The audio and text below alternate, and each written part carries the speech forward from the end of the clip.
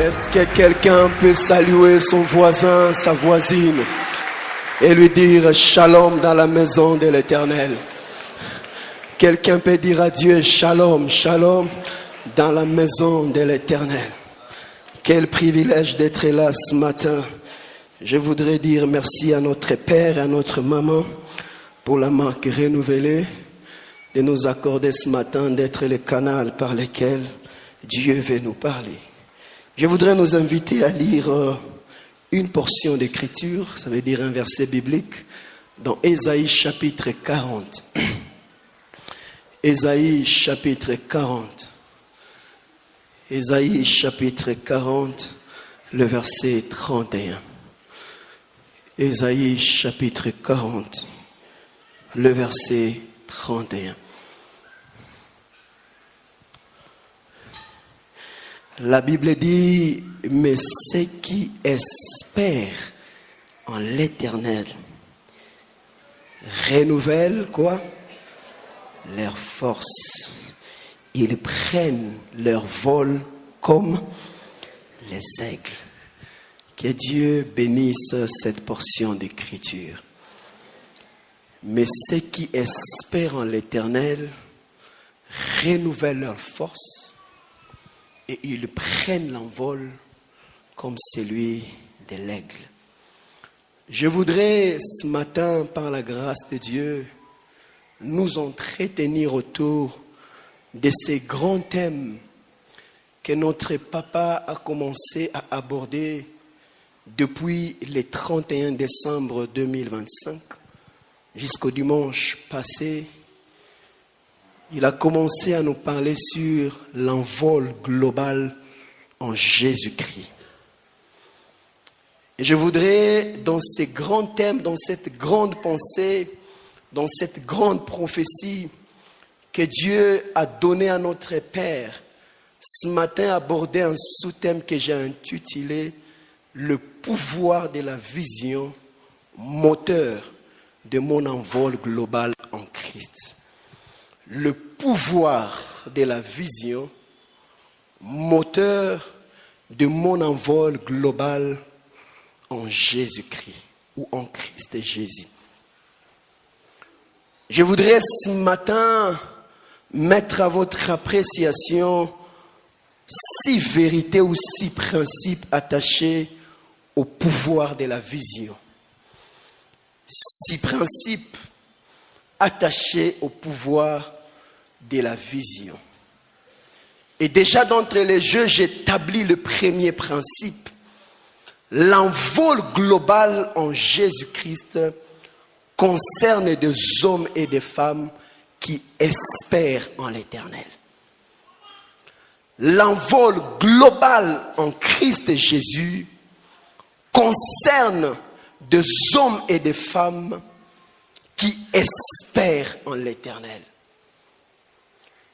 Le verset que nous avons lu nous montre qu'il y a 2 conséquences lorsque nous espérons en Christ. La première, il dit, ceux qui espèrent en l'Éternel renouvellent leur force. Premier élément, première conséquence. Deuxième chose, ceux qui espèrent en l'Éternel prennent le vol comme celui de l'aigle. En d'autres termes, il n'y a pas d'expérience ou d'accomplissement d'envol en Jésus-Christ sans pour autant espérer en Dieu. Il n'y a que la catégorie des hommes et des femmes qui espèrent en Dieu, qui peuvent vivre l'envol global en Jésus-Christ. Et là, j'établis 2 vérités importantes. La première est que l'espérance en l'Éternel nous donne la force dans la faiblesse. Parce que ceux qui espèrent en l'Éternel, ils renouvellent leur force. En d'autres termes, leur faiblesse est transformée en puissance. C'est là, dans 2 Corinthiens chapitre 12, verset 8, j'aime l'image que l'homme de Paul est en train de donner. Il dit, j'ai prié 3 fois le Seigneur Et il m'a dit, ma puissance se manifeste dans la faiblesse. J'ai prié 3 fois le Seigneur. En d'autres termes, Dieu a répondu, mais en répondant, il a refusé d'exaucer la prière de Pierre, de Paul. Et il lui dit, ma puissance se manifeste dans la faiblesse. C'est ceux qui sont faibles qui expérimentent l'envol global en Jésus-Christ. C'est là que je suis en train de dire, il y a des pleurs que les hommes peuvent ne pas connaître.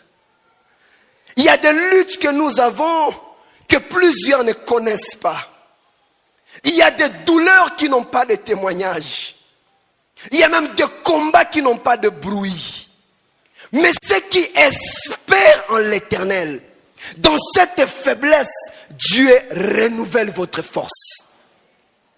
Lorsque vous arrivez à un endroit où il est impossible même de partager votre problème, il nous arrive que nous avons des complexités terribles.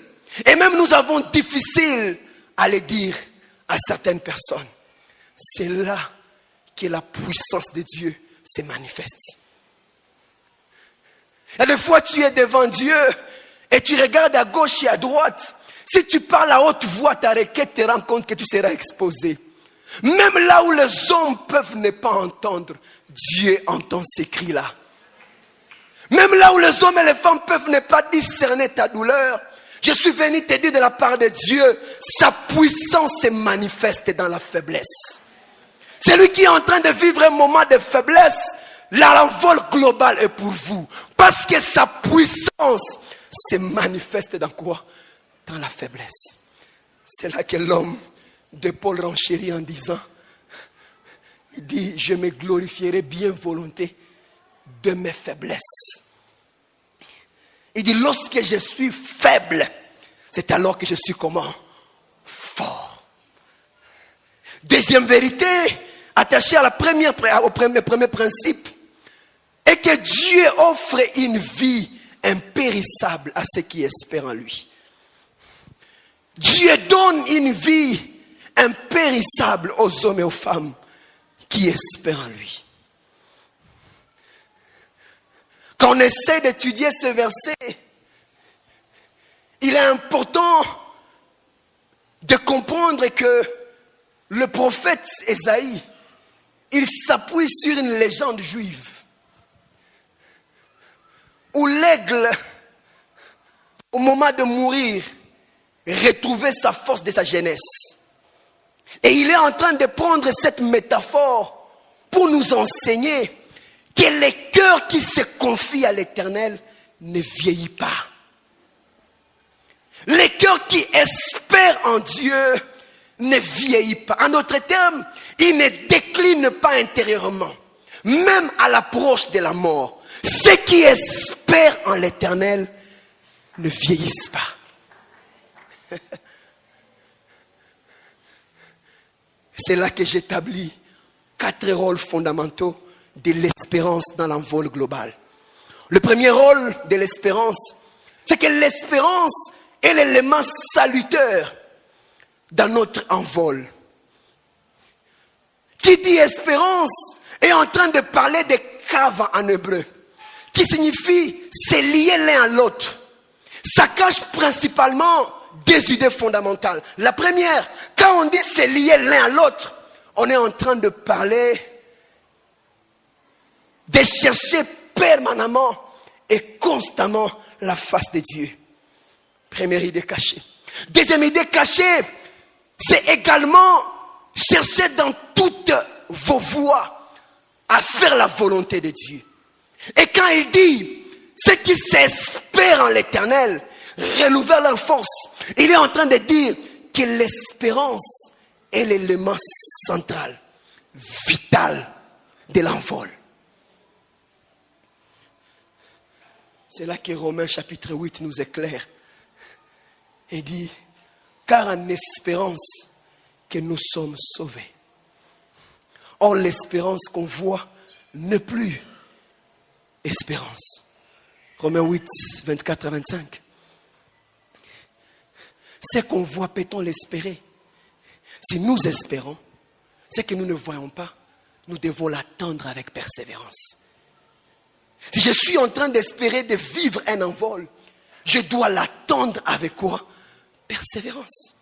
Parce que celui qui persévère sera sauvé. Si vous ne persévérez pas, vous n'allez pas vivre l'envol global en Jésus-Christ. Deuxième rôle de l'espérance est que les Écritures sont la source de l'espérance. Romains chapitre 15, verset 4 dit ceci. Or, tout ce qui a été écrit l'a été pour notre instruction, afin que par la patience et la consolation, nous possédons l'espérance que donnent les Écritures. L'espérance ne vient pas de notre façon de voir les choses. L'espérance tire sa source dans les Écritures. Quiconque se met à lire constamment, régulièrement la parole de Dieu, aura l'espérance comme appui. L'espérance ne vient pas d'une imagination, non. Je suis en train d'espérer en ce que la parole de Dieu me dit. La Bible dit ceci, que là où le Seigneur ferait les chemins dans le désert, là où il n'y a pas possibilité, le Dieu de l'envol ferait les chemins pour vous. Si tu crois à cette parole, tu la vivras. Parce que l'espérance tire sa source dans quoi? Dans les Écritures. Ce n'est pas une imagination personnelle, mais c'est la parole qui propulse notre espérance. La Bible dit, il n'y aura ni en Israël, ni femme qui avorte, ni quoi, ni stérile.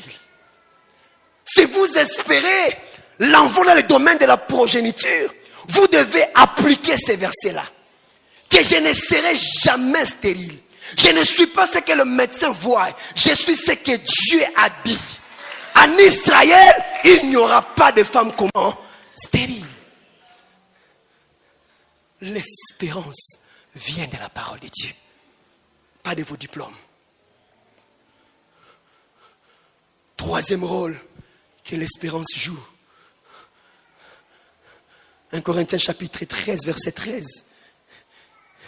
Il nous dit que ces trois choses demeurent. La foi, l'espérance et l'amour. L'espérance est parmi les trois choses qui doivent demeurer.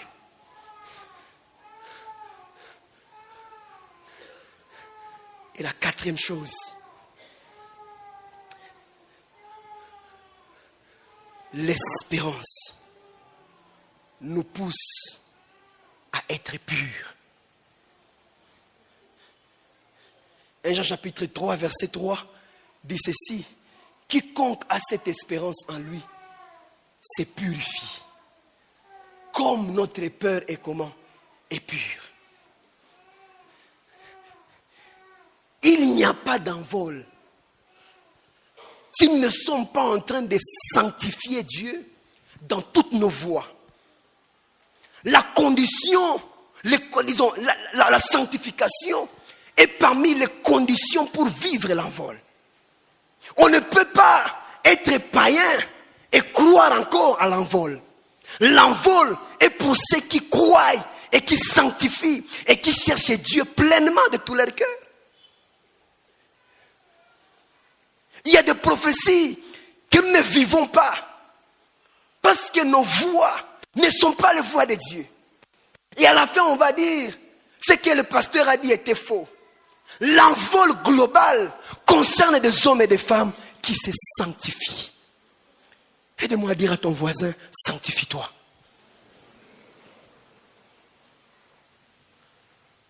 Vous savez, il y a des gens, ils disent, je ne touche pas, je ne fais pas quoi. Est-ce que vous honorez même Dieu dans vos dîmes?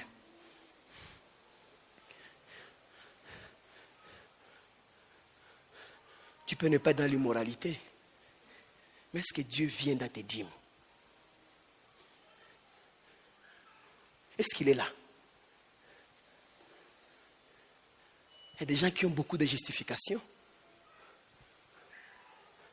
Vu que ayant ayant vu l'ampleur et les conditions critiques et complexes dans lesquelles nous traversons actuellement, il est important, souvent et quelquefois, de ne pas donner sa dîme.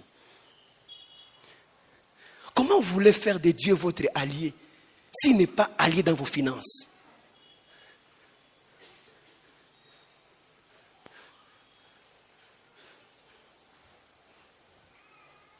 Est-ce que nous honorons Dieu dans nos dîmes?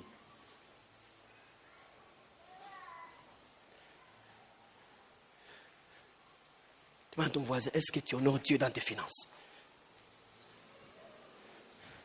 Et que je suis en gouville, à me poser à Sibi. Pourquoi tu dis la femme ma cara, kuna cara poser une question. Cara bitugan, poser une question. En ta fa o butumisha, kuna butumisha, posez-lui la question. Est-ce que tu honores Dieu dans tes dîmes? On peut bien parler en langue. On peut ne pas dans l'immoralité. Mais est-ce que Dieu est dans nos finances? Est-ce que Dieu est là-bas aussi? Est-ce que nous cherchons Dieu même dans nos finances? Bien plus, comment nous traitons les personnes qui vivent chez nous à la maison? Est-ce que Dieu est sanctifié là-bas? La Bible dit, c'est si tu n'opprimeras pas l'étranger. En d'autres termes, celle ou celui qui travaille chez toi, c'est un étranger. Comment tu les traites? Est-ce que nous sommes prêts, même vous quand vous travaillez, on vous augmente les salaires? Votre domestique a déjà fait 10 ans. À tel moment où vous avez $10. Puis on a qui a halama gust, on vous a salaire. On vous a salaire. Toi, tu pries pour l'augmentation, mais tu es difficile à augmenter les salaires de celui qui travaille chez toi. Bien, mes Seigneur, nous devons sanctifier Dieu dans toutes quoi? Toutes nos voies. Que Dieu nous aide à comprendre cette vérité-là. Mais je voudrais ne pas m'éloigner de la grande pensée que notre Père a commencé à développer. Je voudrais partir du postulat ou même de la phrase forte qu'il a établie, d'une vérité importante qu'il a établie et même qui a circulé dans nos réseaux sociaux. Il a dit, la force d'un envol consiste à discerner la vision de Dieu pour votre vie. C'est là que je voudrais partir. La force d'un envol consiste à discerner la vision que Dieu a pour votre vie. Bien-aimé dans le Seigneur, il est en train de dire en d'autres termes que chaque envol requiert ou exige une vision. Pourquoi? Parce que la vision est la source et l'espérance de la vie. Sans la vision, il n'y a pas d'envol. C'est pourquoi le plus grand don jamais accordé à l'humanité n'est pas la vue, mais c'est la vision. La vue est une fonction des yeux, mais la vision naît dans les cœurs. Il existe beaucoup de yeux qui savent regarder, mais peu nombreux qui savent véritablement voir. C'est là qu'il est important de comprendre dans le Seigneur que rien de noble, rien de puissant et de glorieux ne s'est accompli sur la terre sans la vision. C'est là que Job chapitre 29 dit ceci: un peuple sans révélation est un peuple qui marche sans quoi? Sans frein. Là où il n'y a pas de vision, il n'y a pas non plus de discipline. Il n'y a pas non plus d'action concrète faite.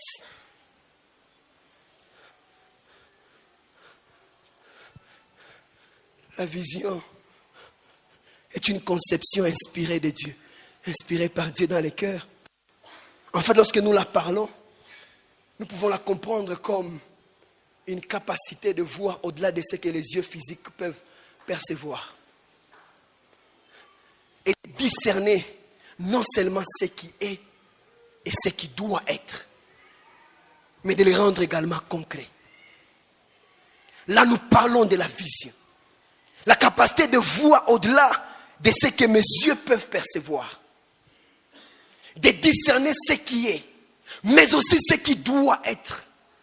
Mais le but final est de les rendre comment? Concrets ou de les réaliser. À ce niveau-là que j'établis le deuxième principe. Dans l'envol global en Christ, la personne la plus pauvre est celle qui n'a pas de vision. Dans l'envol global en Jésus-Christ, la personne la plus pauvre est celle qui n'a pas quoi? De vision. Cela signifie, bien aimé le Seigneur,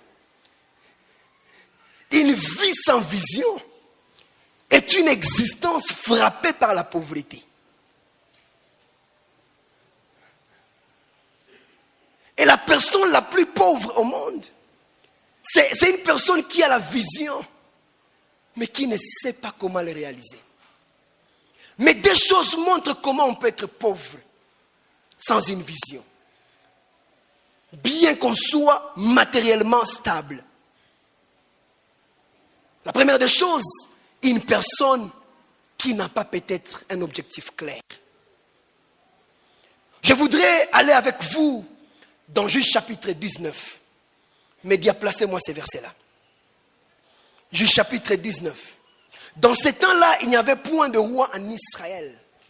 Un lévite qui séjournait à l'extrémité de la montagne d'Éphraïm prit pour sa concubine une femme de Bethléem de Juda. On continue. Sa concubine lui fit infidèle et elle le quitta pour aller dans la maison de son père à Bethléem de Juda, où elle resta l'espace de 4 mois.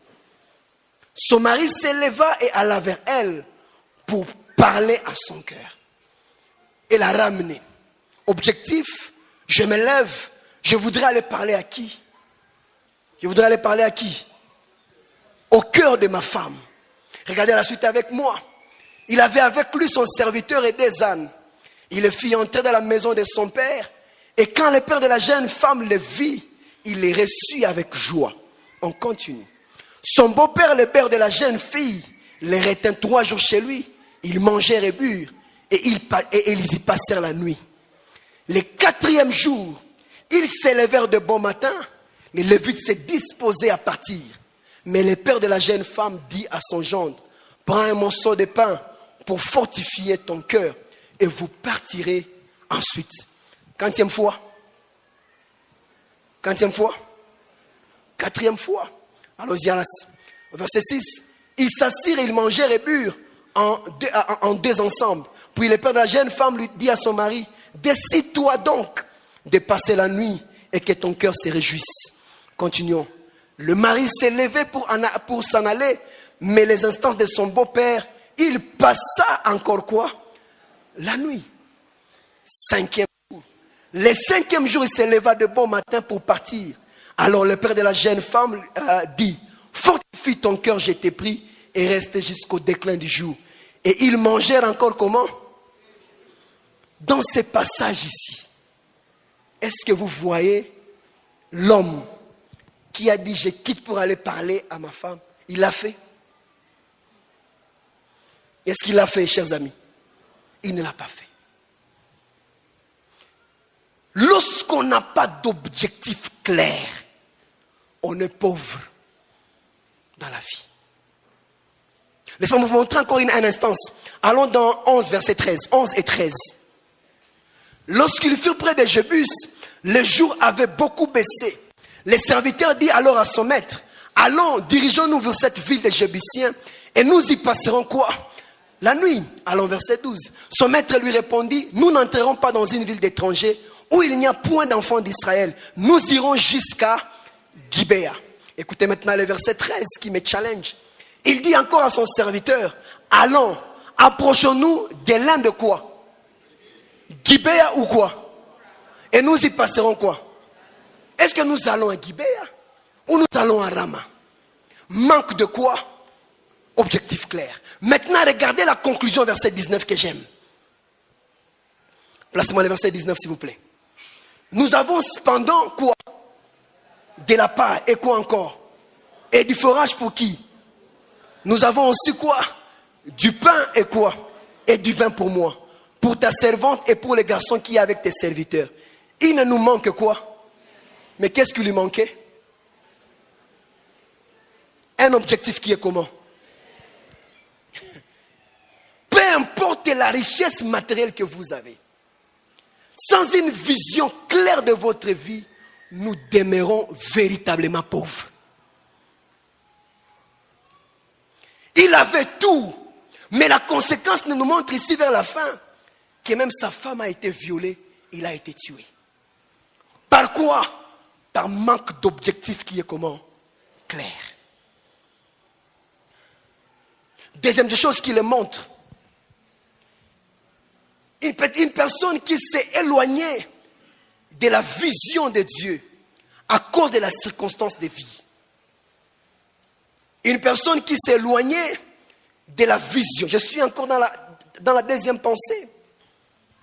Ou dans l'envol global, une personne qui est pauvre, c'est celle qui n'a pas de quoi? De vision. Et deux choses le montrent. Premièrement, une personne qui n'a pas peut-être quoi? Un objectif clair. Deuxième élément qui le montre, c'est une personne qui s'est éloignée de la vision que Dieu a faite sur sa vie, à cause des circonstances de la vie. Dans Malachie chapitre 3, versets 23 à 24, on nous parle en fait d'une vision que l'Éternel avait sur la vie du prophète Élie. Ma vision sur toi est de ramener le cœur de fils au père. Quand on arrive au roi chapitre 17, 18 à 19, nous voyons un serviteur sur qui Dieu avait une vision à cause des circonstances de la vie. Lorsqu'il entend la parole de Jézabel qui lui dit: demain à 7 heures ici, je te ferai comme tu as fait à qui? Au prophète. Qu'est-ce qu'il dit? Je ne suis pas meilleur que qui? Que mes pères. Même il était prêt de donner, il était prêt de se suicider, de se donner la mort. Le véritable problème que nous avons, et que plusieurs d'entre nous peuvent vivre, cette capacité de ne pas voir au-delà de ce que nous vivons actuellement. La véritable richesse réside dans votre capacité de voir au-delà de votre présent et de garder l'espérance de Dieu. Ça, c'est la véritable richesse que vous avez. Lorsque vous restez sur ce que vous vivez maintenant, sur ce que vous traversez, vous ne pouvez pas vivre les desseins que Dieu a prévus sur vous. C'est là qu'il dit, dans Jérémie chapitre 29, verset 11, il dit: je connais les projets que j'ai formés pour vous. Projet de paix et non de quoi? Envie de vous donner quoi? De l'avenir et de l'espérance. C'est vrai, je peux ne pas avoir ce que je désire maintenant, mais l'Éternel a formé des desseins de paix sur moi. Et cette vision me permet de continuer à croire, de continuer à chercher Dieu. Parce que l'Éternel a formé des projets de paix et non de quoi? De malheur. Bien-aimés, là où il y a la vision, il y a l'espérance. Et là où il y a l'espérance, il y a la foi. Là où il y a la foi, il y a la matérialisation de ce qu'on espère. Si vous n'avez pas de vision, vous n'allez rien obtenir sur la terre. Et pourtant Dieu a dit: je connais le projet que j'ai formé sur vous. C'est Jérémie chapitre 29, c'est un projet. Disons, c'est un verset que je répète chaque matin. L'Éternel a des projets de paix sur ma vie. C'est là que je donne deux vérités attachées, des leçons à retenir attachées à ces principes-là. La première leçon: la véritable pauvreté n'est pas matérielle, mais c'est l'absence de la vision. C'est lui qui n'a pas de perspective. C'est lui qui n'a pas de vision. C'est lui qui n'a pas de projet pour sa vie. Manque l'essentiel pour avancer et pour vivre l'envol global. Deuxième leçon que j'établis est que le manque ou l'absence de la vision conduit au manque de concentration et à la dérive. L'absence de la vision dans une vie, dans une famille, dans une entreprise, conduit toujours à un manque de concentration et à la dérive. Bien-aimés, lorsque vous comprenez pourquoi vous êtes né, définissez votre but. Les visualiser par la foi les transforme en une vision. Lorsque vous comprenez pourquoi Dieu vous a créé, pourquoi vous êtes né sur la terre, ça définit le but pour lequel vous êtes là. Et lorsque vous parvenez à le visualiser par la foi, ça devient une vision. C'est là que Luc chapitre 2, verset 49, c'est un parfait exemple de la clarté de la vision. Jésus est en train de dire, je dois m'occuper des affaires de qui? De mon Père. Si je suis sur la terre, il y a plusieurs affaires qui peuvent m'occuper. Mais moi, Jésus-Christ, si je suis sur la terre, c'est pour uniquement, sincèrement, m'occuper de quoi? Des affaires de mon Père. Pourquoi vous êtes sur la terre? Parce que la clarté de la vision donne la direction, donne la motivation et même donne un sens à nos actions. Sans une vision personnelle claire, il est même impossible de contribuer à l'avancement de l'œuvre de Dieu. Si vous n'avez pas de vision, pourquoi vous allez chercher Dieu?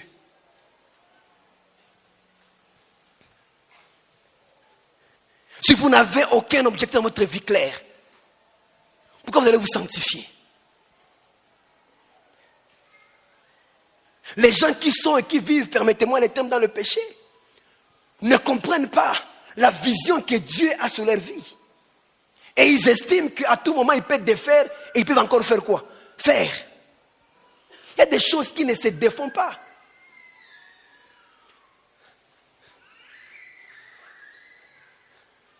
Est-ce que vous avez une vision claire? Même pour gêner, même pour chercher Dieu, il faut avoir un objectif clair. C'est là qu'on peut dire il y a veillée, il y a prière, il y a même une semaine de prière, nous serons en jeûne. Ceux qui n'ont pas de vision mangent. Ils ont des versets comme la chair est faible mais l'esprit est comment? Ça c'est un problème de vision. C'est un problème de quoi? De vision. Et puis ils sont calmes, ils viennent dans la prière, les 25, les 26, ils sont là. Là, fini 3 boules, ils viennent dans la prière. Même pour chercher Dieu, il faut avoir une vision. Dis à ton voisin, sans la vision, tu ne peux pas chercher Dieu. Dans la marche de l'envol global, Dieu nous a créés.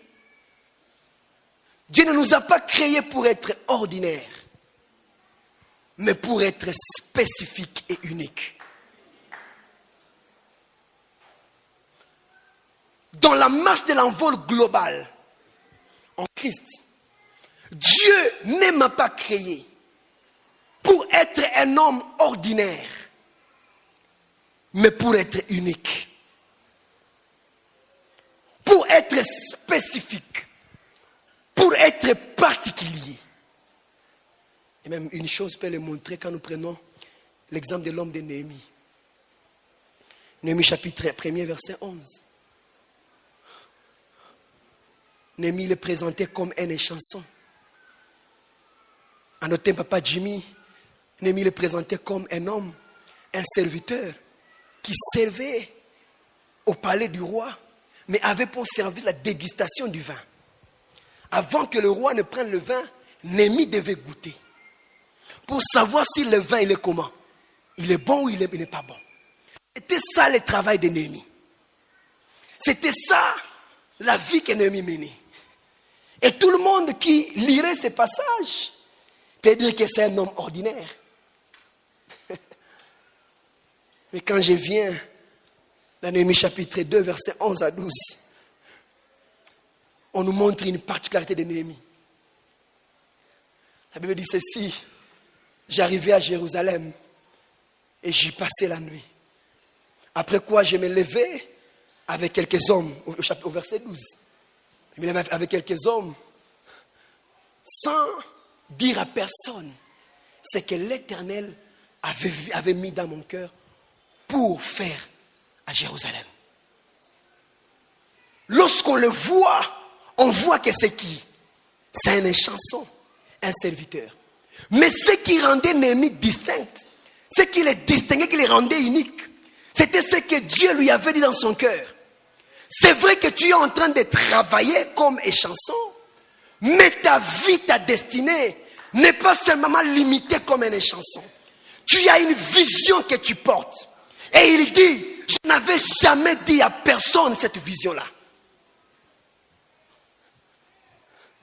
Jusqu'à ce que le temps arrive lorsqu'il apprend que le muraille sont en feu, les portes sont brisées.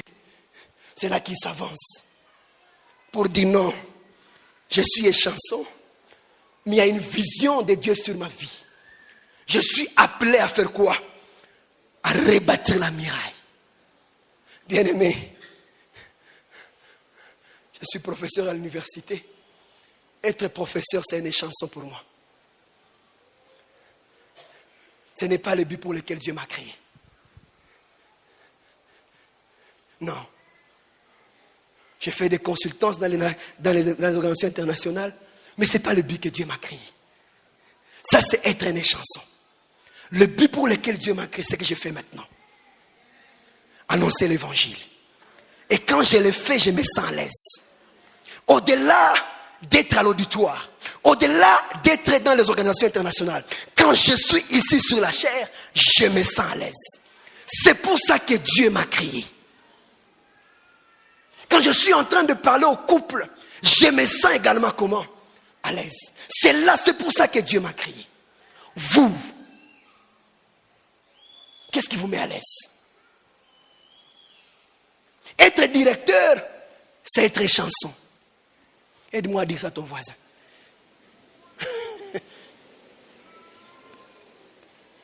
Je vais vous choquer ce matin. Et partout où nous allons aller, nous allons servir ce Dieu ici. C'est pour ça qu'il nous a créés. Nous ne sommes pas là parce que nous manquons quoi à faire, non.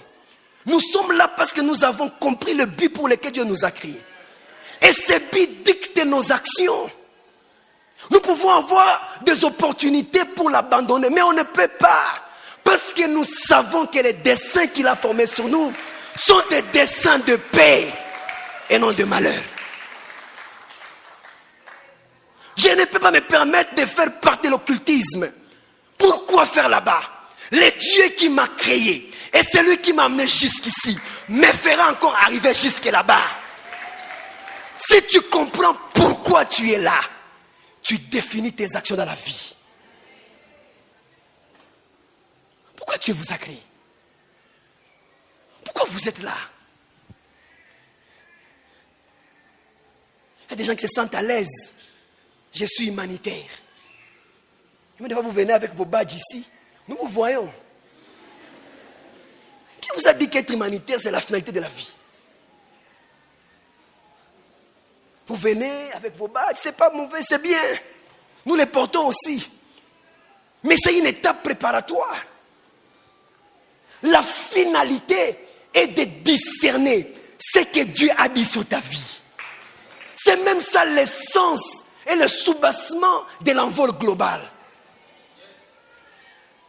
Qu'est-ce que Dieu a dit sur ta vie? Lorsque vous comprenez cela, tout ce qui peut arriver peut être une distraction. Permettez-moi d'établir, de vous donner des leçons importantes là-bas. La première est que l'unicité fait partie de la création de Dieu dans notre envol. L'unicité fait partie de la création de l'envol. Lorsque nous sommes de loin, nous pouvons voir les arbres. Et nous pouvons conclure que les arbres se mélangent et se ressemblent.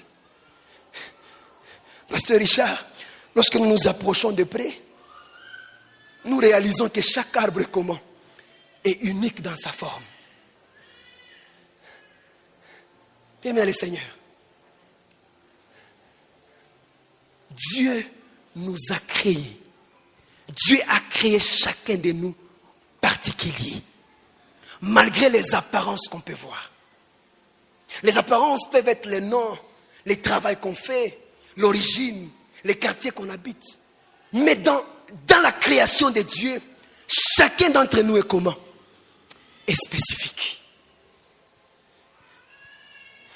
Laissez-moi être un peu pédagogue. Combien qui sont les Kasereka ici? Levez la main, on va vous voir. N'ayez pas honte, levez la main. Levez-vous s'il vous plaît là où vous êtes. Tous les Kasereka, levez-vous. Je voudrais être pédagogue. Je suis comme enseignant à l'université, je dois être pédagogue. Combien sont... Il y en a combien? Il y en a combien? Vous commencez à vous lever calmement. Levez-vous. Il faut être fier de votre nom. Vous êtes nombreux, n'est-ce pas? Vous êtes tous des Kaserek. Alléluia. Si nous les comptons, ils peuvent être plus de 10, n'est-ce pas? Mais parmi les 10 ou les 15 qui sont ici, il n'y a qu'un seul Kasereka à qui Dieu a donné la vision des bâtures forts pour. Et il est là. Vous tous n'avez pas cette vision-là.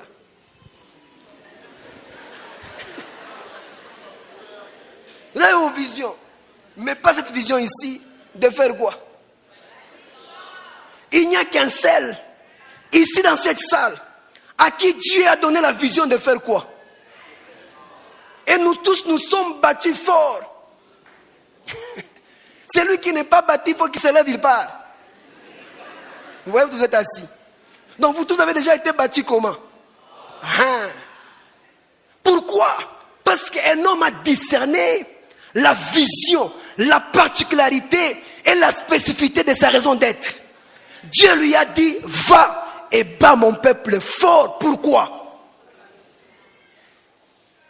Même quand nous serons dans les Nations Unies, nous sommes là pourquoi?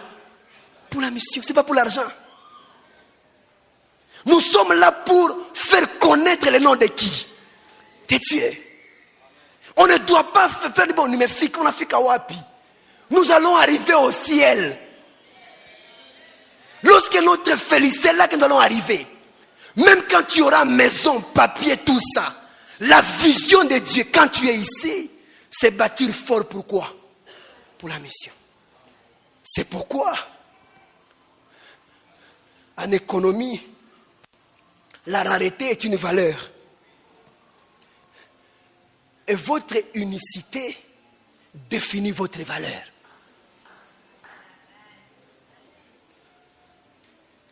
Même quand nous écoutons nos pasteurs, chacun a son message.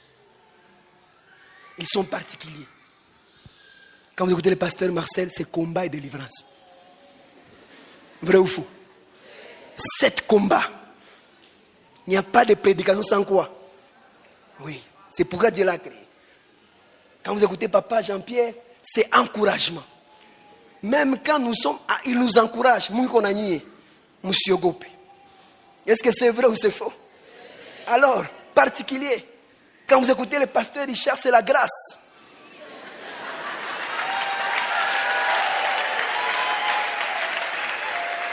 Il tourne autour de quoi? La grâce. Mais toi, quand on t'écoute, on écoute quoi?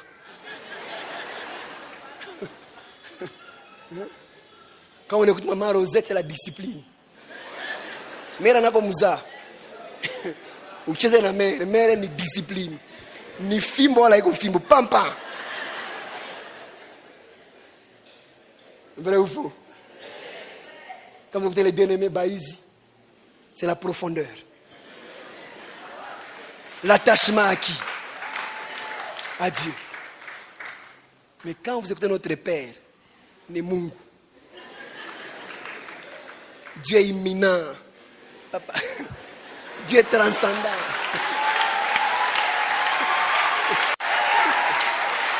Il y a Nemungu tout.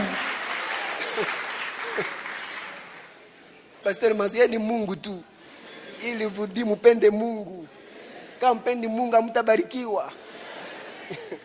Il aime la prospérité, mais d'abord aimer qui? Ah, là c'est lui. Et quand vous m'écoutez, c'est quoi? Définissez. Bien-aimé, chacun d'entre nous a quoi? À son appel. L'unicité définit quoi? Notre envol.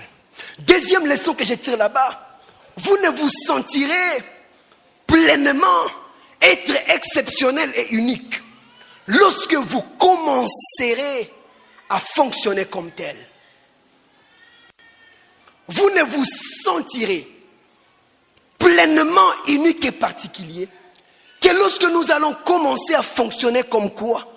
Comme particulier et unique. L'envol global ne se réalise que dans l'action, selon notre vocation, selon notre appel. Et la plus grande question qu'on doit se poser ce matin, en fait, quelle est la fin de ma vie? Quelle est la fin de ma vie, bien-aimé le Seigneur? La fin principale de notre vie. J'aime ce que Jean chapitre 17, verset 4 dit ceci. J'étais glorifié sur la terre, ayant accompli l'œuvre que tu m'as donnée. Ça veut dire, la finalité, notre finalité, c'est de glorifier Dieu. Mais comment nous glorifions Dieu? En accomplissant les desseins spécifiques que Dieu a fixés sur notre vie. Lorsque vous les accomplissez, vous commencez à glorifier qui? Dieu.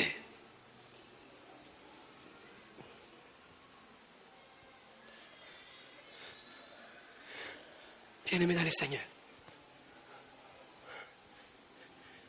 C'est là que Néhémie intervient. Néhémie est une chanson. Il est à côté du roi. Mais il apprend que la ville est détruite. Il apprend que les portes sont en feu. La Bible dit ceci. Néhémie chapitre 2 verset 4. Il va servir le roi du vin. Et le roi lui demande. Que me demandes-tu? Qu'est-ce que tu veux que je fasse? J'aime la réponse qu'il donne. Il dit non, non. Que le roi m'envoie dans la ville de Juda, où sont enterrés mes pères, pour que je la rebâtisse. Mais Néhémie, tu as vraiment une profession à Missouri. Tu es directeur, tu es à côté de moi. Il dit non, non, non. Ça ne m'intéresse pas. C'est pourquoi je suis là. C'est pour rebâtir quoi? La muraille. Et si aussi on vous demandait, si Dieu vous demandait, qu'est-ce que vous voulez? Nous pouvons être étonnés des réponses qu'il allait donner. Donne-moi une maison. Donne-moi une parcelle. Donne-moi, donne-moi. Mais vous savez, j'aime la parole dans Luc chapitre 12, verset 15. Il dit ceci. La vie d'un homme ne consiste pas dans l'abondance de quoi? De ses biens. En termes, notre finalité, notre vie ne s'arrête pas, papa, il verbague. Simplement avoir quoi? De biens matériels. Notre vie est au-delà de biens comment? Matériels. C'est là que dans Jean chapitre 19, verset 30, j'aime cette phrase. Jésus, à la fin de sa carrière, il dit, tout est comment? Tout est accompli. Qu'est-ce qui est accompli? Jean chapitre 10, verset 37 nous montre, il dit ceci, je suis venu dans le monde pour témoigner de la vérité. Et maintenant, tout est comment? Est accompli. Si on vous demande dans votre vie, à la fin de votre existence, est-ce que vous direz tout est accompli? Est-ce que vous le direz? Tout est accompli. Quatrième principe que j'établis. Dans la marche de l'envol global, Dieu nous a créés pour accomplir des choses spécifiques et spéciales. Dieu nous a créés pour accomplir des choses spécifiques. En d'autres termes, nous avons été créés pour accomplir des choses spéciales que quelqu'un d'autre ne peut pas faire à votre place. Des images les montrent dans la Bible. Josué chapitre 2, verset 6. On nous parle d'une femme qui s'appelait Rahab. Elle a compris c'est pourquoi elle est née. Elle est née pour en fait cacher les options d'Israël. Et lorsqu'elle l'a fait, quand nous lisons l'Ancien Testament, on parlera toujours de qui? De Rahab. Petite chose, mais comment? Spéciale. Dans Marc chapitre 16, verset 6 à 9, on nous parle également d'une femme qui a juste oigné le pied de qui? De Jésus-Christ. Et j'aime ce que la Bible dit ceci. Partout sera annoncé l'évangile, on parlera de qui? Qu'est-ce qu'elle a fait? Juste oindre quoi? Le pied de Jésus-Christ. Dieu nous a tous créés pour accomplir des choses spéciales. Des leçons fondamentales. La première, les petites choses faites de tout notre cœur sont des portes de notre envol global. Juste venir balayer l'église, tu peux retrouver ton envol là-bas. Deuxième vérité que j'établis, nous sommes l'œuvre de Dieu. Nous sommes spéciaux parce que nous sommes l'œuvre de Dieu. Malgré le jugement négatif que les hommes peuvent faire sur vous, lorsque Dieu vous voit bien aimé, il voit un trésor en vous. On peut vous critiquer à la ligne musicale, mais lorsque Dieu te voit, être là en train de taper au synthé, Dieu comprend que tu es en train de faire quoi? L'œuvre pour laquelle il t'a créé. Et le jour que tu ne seras pas là bien aimé, tu ne seras pas béni. C'est pour ça que Dieu t'a créé. Moi je ne connais pas faire ça, je connais prêcher. Permettez-moi d'aller au cinquième principe. Vite, vite. Cinquième principe. Les dons que Dieu a placés en nous nous ouvrent la voie vers l'envol global et nous permet d'accomplir pleinement notre vision. Les dons que Dieu a placés en nous nous ouvrent la voie vers l'envol global et nous permet d'accomplir la vision de Dieu. Vous allez vous demander comment. Proverbe 18, verset 16 nous donne une réponse. Il dit ceci. Le présent d'un homme lui élargisse la voie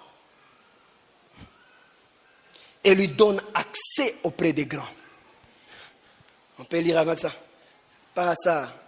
Proverbe 18, 16, bien aimé. Il dit, le présent d'un homme lui élargisse quoi?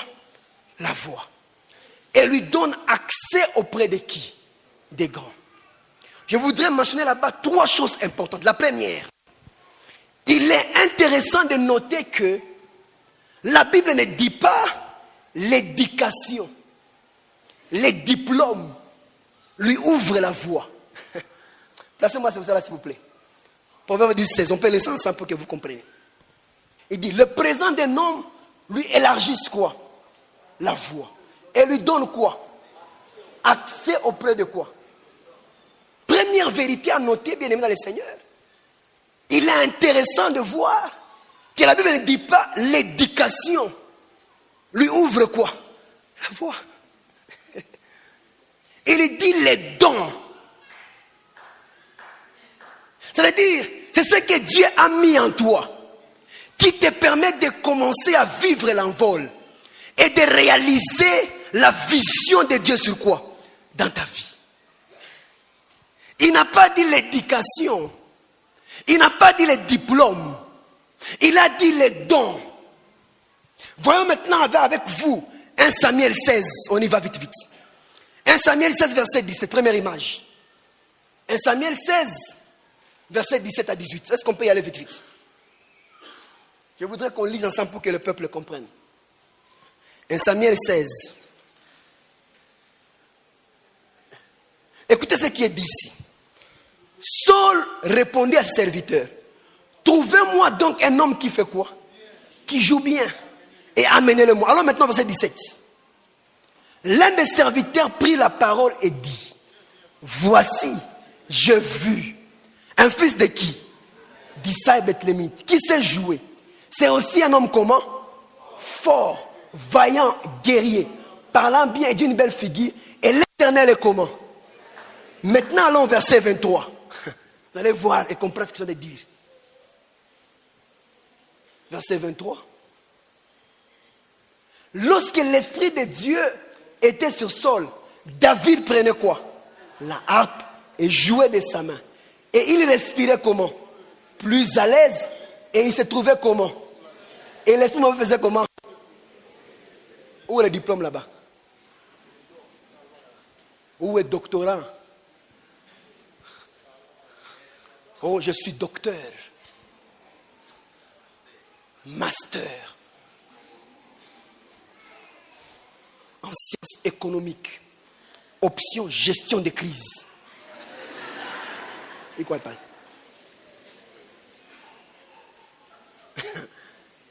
Je ne suis pas de négliger les études, je suis professeur. Mais depuis que j'ai lu ces versets, j'ai compris qu'il y a des choses que nous allons obtenir par les dons que Dieu nous a donnés.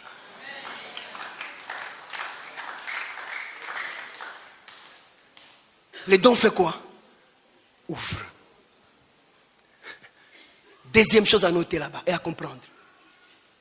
L'intelligence et l'instruction, sans exploitation du don que Dieu vous a donné, ne peut mener à la pauvreté, à l'insatisfaction et à l'improductivité. Être intelligent, parler un français cravaté, c'est bien. Mais si vous n'exploitez pas les dons que Dieu vous a donnés, ça peut vous mener à quoi? À la pauvreté. C'est là qu'il dit, les dons lui ouvrent la voie. Lui ouvrent quoi? Les portes. Il y a des gens qui cherchent Iverbag parce qu'ils parlent seulement. Cher marié, voici l'entrée. Parle dans vos villes. Base. Si tu parles comme ça, tu as l'argent.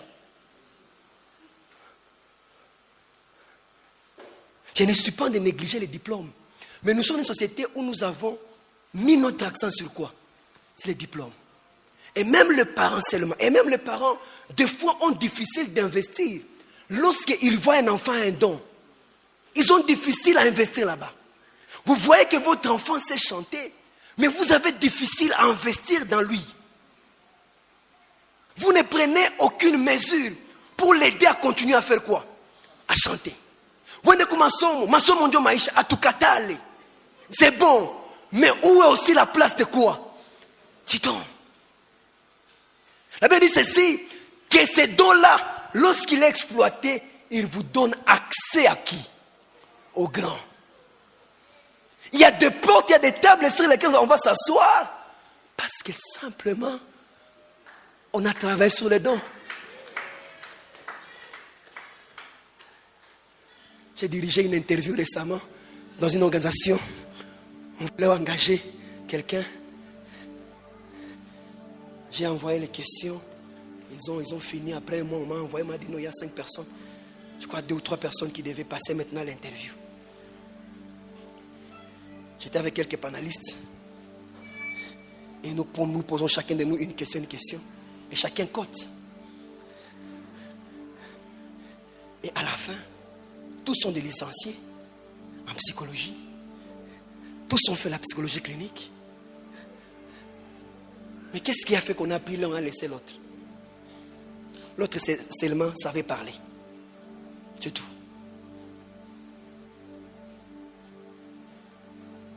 Alnyoresha français muzuri sana. Et qu'on a logique. Poser une question à Jibia. Avec quoi? Logique. Et quand on décide, c'est lui qui avait beaucoup de points. Bien aimé. Même bien parler, c'est un don. Ne prenez pas parler à la légère. Bien parler, c'est quoi? C'est un don. Et si Dieu vous a donné cette capacité-là, développez ça. Ça vous donne accès à qui? Au grand. Il y a une maman, il y a une docteure qui est ici et qui prépare la nourriture dans les écoles, nos enfants étudient. Elle est médecin, mais elle a découvert les dons que Dieu lui a donnés. Cuisine, et chaque mois nous payons $50. Anna Chao, écoutez que votre enfant a la tuberculose accrue. Elle a oublié ça. Et chaque mois nous faisons quoi? Nous payons $50. Les dons donnent accès à quoi? Au grand. Troisième des choses que j'ai établi avant de finir, c'est que développer votre don et les transformer à une source de prospérité. Développer votre don, transformer une source de prospérité. Alors, écoutez ce qui est dit dans 2 Timothée chapitre 1 verset 6, il dit ceci: je t'exhorte Timothée à ranimer les dons qui sont en toi. Il dit, pour développer les dons, il faut faire quoi? Il faut les ranimer. 3 choses que je mets à votre appréciation. La première est que tant que les talents et les dons sont en nous, c'est notre responsabilité de faire quoi? De l'activer, de les ranimer. Tant que vous êtes porteur d'un don, c'est votre responsabilité de faire quoi? De les ranimer. Comment on peut rallumer ces dons-là? Vous savez que vous avez les dons, vous avez la main au commerce. Pourquoi ne pas ajouter une formation dans l'entrepreneuriat? Ça vous coûte quoi? En dehors de prier, on peut ajouter aussi quoi? La connaissance. C'est là que l'éducation maintenant intervient. Vous savez que vous avez été appelé au chant. Pourquoi ne pas aller dans une école de musique et apprendre davantage? C'est là que l'éducation maintenant fait comment? Intervient. C'est votre responsabilité de faire quoi?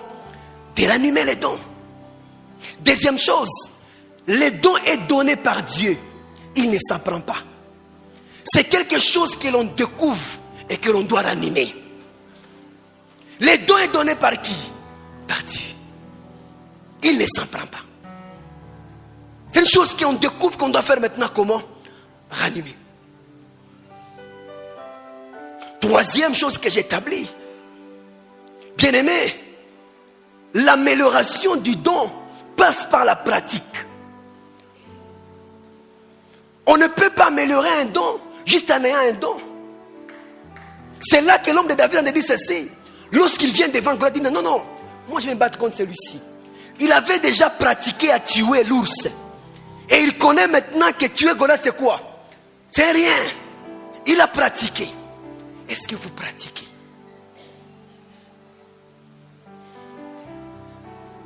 Est-ce que vous pratiquez les dons que Dieu vous a donnés?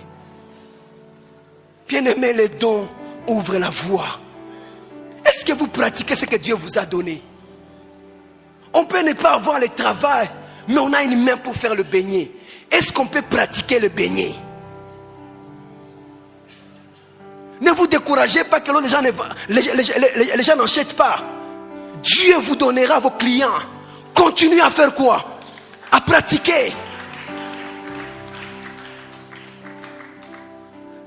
Quatrième chose que j'établis, j'ai fini. Le don utilisé est une source de prospérité. Le don utilisé est une source d'envol global en Christ. C'est là qu'on dit, Proverbe 17, verset 8 dit ceci. Les dons, un homme qui possède des dons, celui qui possède des dons, il est comme une pierre précieuse à ses yeux. Il les tourne partout et il fait quoi? Il prospère.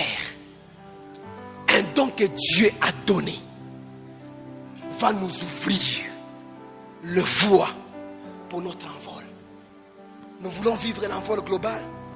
Bien-aimés les seigneurs, commencez à pratiquer les dons que Dieu vous a donnés. Si Dieu vous a appelé au chant, allez-y. Si Dieu vous a appelé à tresser, commencez à faire quoi? À tresser. Un jour vous deviendrez tresseuse de la femme du gouverneur. Ça commence par les petites choses. Si Dieu vous a appelé à la cuisine, commencez à faire quoi? À préparer. Je voudrais qu'on prenne une minute dans la présence de Dieu. Mais je sens fortement dans mon cœur de prier pour une catégorie de personnes. Des hommes qui ont les dons. Des hommes qui ont découvert. Ou peut-être par une circonstance ou une autre, ils n'ont pas exploité. Ils ont commencé, ils ont abandonné. Ou ils ont même peur de commencer. Si vous êtes là, vous allez lever la main. Je vais prier avec vous et pour